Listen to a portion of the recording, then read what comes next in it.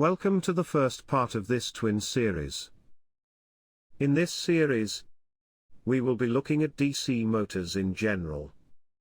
The way these machines are designed will be discussed in detail, and their applications in industries. Stay tuned.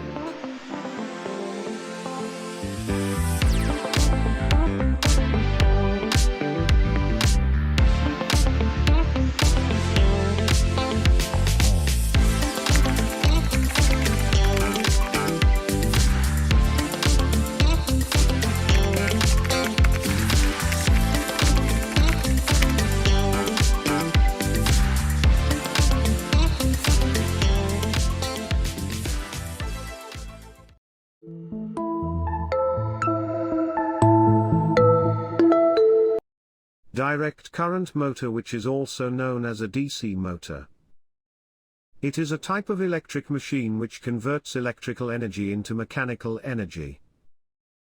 That is, the motors run on direct current power.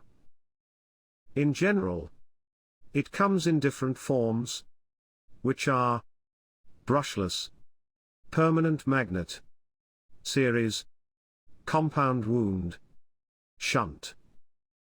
DC motors are made of the following part, which are stator, rotor, brushes, commutator, field windings, armature windings, yoke, poles, stator slot, motor housing, etc. Now, let's look at all these parts in detail.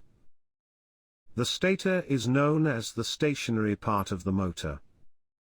That is the part that does not physically rotate, but it provides a rotating magnetic field which causes the armature to rotate. The rotor, on the other hand, is known to be a dynamic part of the motor. That is, it is used to create the mechanical revolutions of the unit. Brushes are used to connect the external stationary electrical circuit to the armature windings. Which means, the armature will be connected to an electrical circuit at all times in respective to its axial rotation. That should be the practical approach, because connecting the power to the armature winding might not be applicable here. Commutator, it is a split ring that is designed with copper segments. It is one of the most essential parts of a DC motor. It can be known as the intermediary between the armature windings and the external circuit. It is designed along with the rotor, which means, when the rotor rotates, it ensures that the windings are connected to external electric supply at all times. Next one is the field windings. These windings are made in form of coils. That is, coils of copper wires. It is usually wound around the poles. And this can be done in two forms, which are concentrated winding and distributed winding. The major difference between these windings will be discussed in the coming series. The armature, on the other hand, is also wound with some set of coils. The windings construction of these motors is also done in two forms, which are lap and wave windings. The yoke, on the other hand, is the outermost cover that not only provides mechanical protection to the whole inner assembly. It is used to create a path for the magnetic flow that the field winding produces. Another thing worth noting is that, based on the size of the machines that we are dealing with, Yoke's design naturally comes in two forms, which are: for large machines, yokes are made up of cast or rolled steel, while in smaller ones, they are composed of cast iron. Perfect. The armature of this motor makes the motor to be a little bit different from the AC motors, and considering the fact that this type of motor is powered by direct current. Perfect. Now, let's look at the working principle of these motors. We all know that, whenever a current-carrying conductor is placed in a magnetic field, the current carrying conductor will experience a mechanical force as a result, which is because the current carry conductor has cut the magnetic lines. Of course, when like fields are brought very close to each other, they will repel each other, while unlike poles will attract each other. Yeah, because the conductor is brought to a magnetic field. The force experience will interact and cause the conductor to either be attracted or repel off, and as such, torque will be generated. For further simplification, when this current carry conductor is brought to a magnetic field, this south pole magnet will repel of the conductor. This is because the induced electromagnetic poles on the cable has south pole characteristics. However, when I interchange the conductor ends, the south pole that was repelling the conductor will now start attracting the conductor. The reason is, we now have unlike poles characteristics. So when manipulated in such a way that the conductor will move in a circular form, rotational torque will be generated. And it is on the basis of this that we have a rotor that is wound with conductor these days. By attaching the conductor to the rotor, the windings will make the rotor to rotate as a result. Because using the conductor to drive the load might not be applicable, which is because the force of the load will overcome the strength of the cable. Perfect. Yeah, Laura.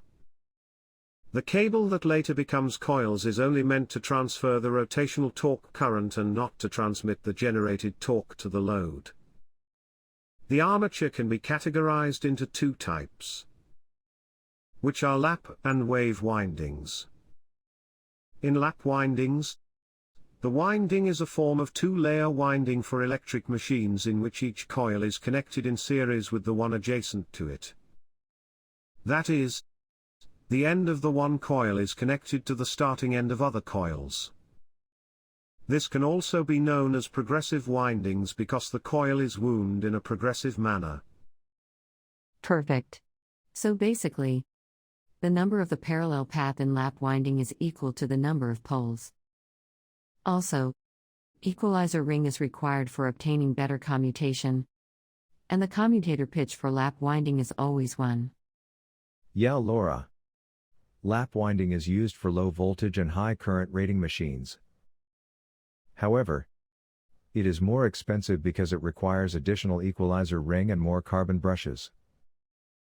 Wave winding, on the other hand, can be known as retrogressive winding, which is because the windings are done in the opposite direction, or let's say it is done backward.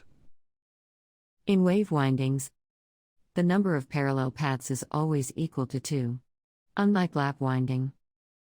Also, the number of carbon brushes required in wave winding is 2. This is due to 2 parallel paths, and there is no need for an equalizer ring. However, it can be fitted with as many brushes as the number of poles. Wave-connected winding is required for high voltage and low current rating machines, and it is relatively cheap. To know the direction of the generated force, Fleming's left-hand rule is used. So by using Fleming's left-hand rule, the magnitude is given as magnetic flux density multiplied by current and by the length of the conductor within the magnetic field. So basically, by using Fleming's left-hand rule, if we stretch the first finger, second finger, and the thumb of our left hand, and when perpendicular to each other, and when the direction of the magnetic field is represented by the first finger, the direction of the current will be represented by the second finger, and afterward, the thumb represents the direction of the force experienced by the current carrying conductor. So basically, when we use compass or iron filings, the magnetic field can easily be detected. Iron filings are small shavings of a ferromagnetic material. When applied to a magnetic field, The filings will naturally align themselves with the magnetic field.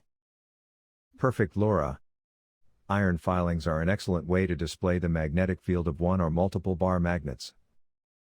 Using this method is a graphical way of visually seeing the direction of the magnetic field. Perfect once again. In the second series, we will be looking at the type of DC motors that we have in the market today. In the same vein, we will also be looking at their rotor constructions, and the effect of back EMF in DC motors will also be looked at. I hope you have learned something new today. See you at the next one.